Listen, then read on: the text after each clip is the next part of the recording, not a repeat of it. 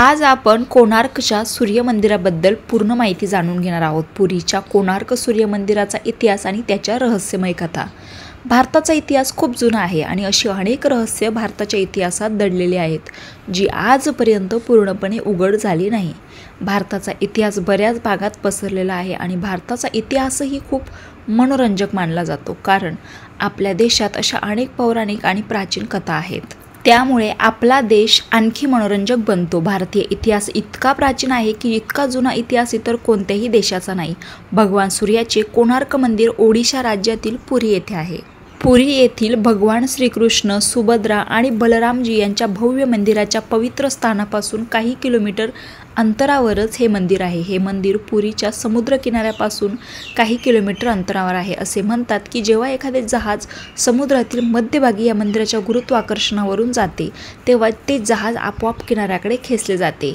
त्याची कलात्मकता पाहून सर्व लोक मंत्रातून मुक्त होतात. त्या काळाची साधने नसतानाही इतके भव्य मंदिर कसे बांधले गेले याची पौराणिक रचना पाहून लोकांना आश्चर्य वाटले. अशा बऱ्याच गोष्टी आहेत ज्या ह्या मंदिराला एक रहस्यमय आणि ऐतिहासिक स्वरूप देतात.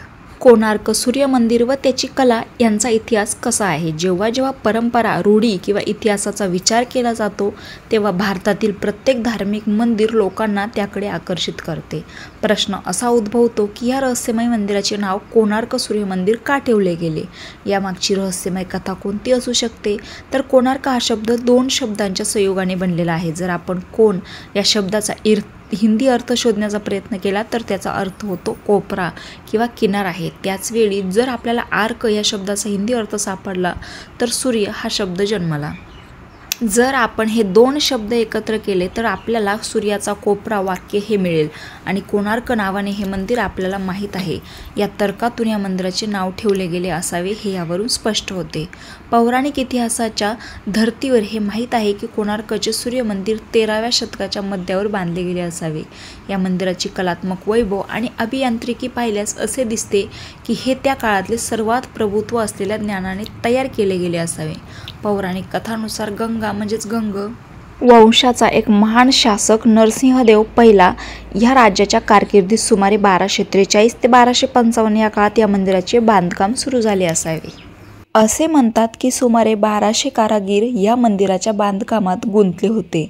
पौराणिक इतिहासात गंगा म्हणजेच गंग वंशाच्या लोकांनी भगवान सूर्यदेवाची पूजा केली. या मंदिराच्या बांधणीत कलिंग शैली देखील दर्शवली गेली आहे.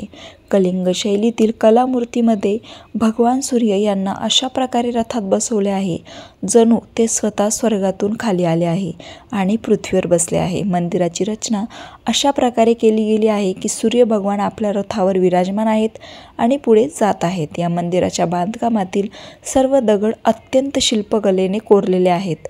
हे मंदिर सूर्यदेवाच्या रथाच्या आकारात बनवले गेले आहे. ह्या रथात 12 मीटर रुंद धातूने बनवलेल्या चाकांच्या 2 जोड्या असून त्यासमोर 7 घोडे, 4 उजवी बाजू व 3 डाव्या बाजूला आहेत. सध्या 7 पैकी फक्त 1 घोडा शिल्लक आहे. हे मंदिर देखील पारंपरिक कलिंग पद्धतीनुसार तयार केले गेले आहे आणि हे मंदिर पूर्वेच्या दिशेने अशा प्रकारे बांधले गेले आहे की सूर्याचा पहिला किरण थेट मंदिराच्या प्रवेशद्वारावर पडेल. या मंदिराची उंची 229 फूट म्हणजेच 70 मीटर आहे. या मंदिरात सूर्यदेवाच्या 3 मूर्ती तयार केल्या आहेत, ज्या एका दगडाने बांधल्या आहेत. कोणार्क सूर्यमंदिराबद्दल पौराणिक कथा काय सांगते. तर पौराणिक कथानुसार भगवान श्रीकृष्ण यांचा मुलगा सांबा यांना कुष्ठरोगाचा साप मिळाला. मग ऋषी कटक यांनी कुष्ठरोगाच्या प्रतिबंधासाठी भगवान कृष्णपुत्र सांबाला मित्रवनमधील चंद्रभागा नदीच्या काठावर भगवान सूर्याची उपासना करण्यास सांगितले होते. त्यानंतर सांबा यांनी चंद्रभागा नदीच्या काठावर सुमारे 12 वर्ष सतत सूर्यदेवाची उपासना केली होती. भगवान सूर्य सांबाच्या कठोर तपश्चर्येमुळे प्रसन्न झाले आणि त्यांना कुष्ठरोगापासून मुक्ती दिली. असे म्हणतात की सांबाने चंद्रभागा नदीच्या गर्भाशयात कोणार्कचे सूर्य मंदिर बांधले. हे मंदिर पूर्णपणे भगवान सूर्यदेवाला समर्पित केले गेले आहे. कोणार्क सूर्यमंदिराच्या चुंबकीय दगडाचे रहस्य काय आहे. काही पौराणिक कथानुसार कोणार्कच्या सूर्यमंदिराच्या शिखरावर एक चुंबकीय दगड ठेवण्यात आला होता. असे म्हटले जाते की चुंबकीय दगडाचा असा प्रभाव आहे की समुद्राकडे जाणारे प्रत्येक पाण्याचे जहाज आपोआप या मंदिराच्या दिशेने ओढले जायचे. यामुळे प्रत्येक पाण्याचे जहाज मोठ्या प्रमाणात नुकसान सहन करावे लागले आणि बऱ्याचदा मार्गावरून भटकून जायचे. पौराणिक कथानुसार असे म्हटले जाते की सर्व समुद्री जहाज आपले जहाज घेऊन मंदिराच्या वाटेवरून जात असतात. कोणार्क सूर्य मंदिराशी संबंधित काही मनोरंजक गोष्टी. कोणार्क मंदिर पूर्णपणे सूर्यदेवाला समर्पित आहे आणि येथे फक्त सूर्यदेवाची पूजा केली जाते. ह्या मंदिराचे एक वैशिष्ट्य म्हणजे सूर्यदेव त्यात कसे बसून आहे, जणू काही तो आपल्या रथावर बसून कुठेतरी जात आहे. जेव्हा कोणार्क मंदिर बांधले जाते तेव्हा ते समुद्राच्या किनाऱ्याच्या अगदी जवळ असायचे. स्थानिक लोकांच्या म्हणण्यानुसार हे मंदिर नकारात्मक ऊर्जा दूर करण्यासाठी देखील प्रसिद्ध आहे. 1984 मध्ये युनेस्कोने कोणार्क मंदिराला जागतिक वारसा दर्जा प्रदान केला आणि तेव्हापासून ते जागतिक वारसा म्हणूनही ओळखले जाते. कोणार्क मंदिराच्या शिल्पामध्ये लैंगिकता अतिशय सुंदर आणि कलात्मक पद्धतीने रेखाटली आहे. पौराणिक कथेनुसार हे मंदिर कलिंग शैलीनुसार तयार केले आहे. आजच्या काळामध्ये परदेशातून पर्यटक लढाऊ कोणार्क मंदिर पाहण्यासाठी येतात आणि तेथील ऐतिहासिक कथा व रहस्यमय माहिती समजून घेण्यासाठीही त्यांना रस आहे.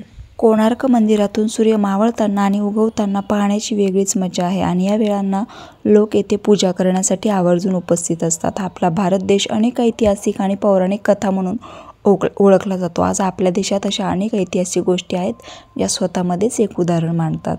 रामकृष्ण हरी.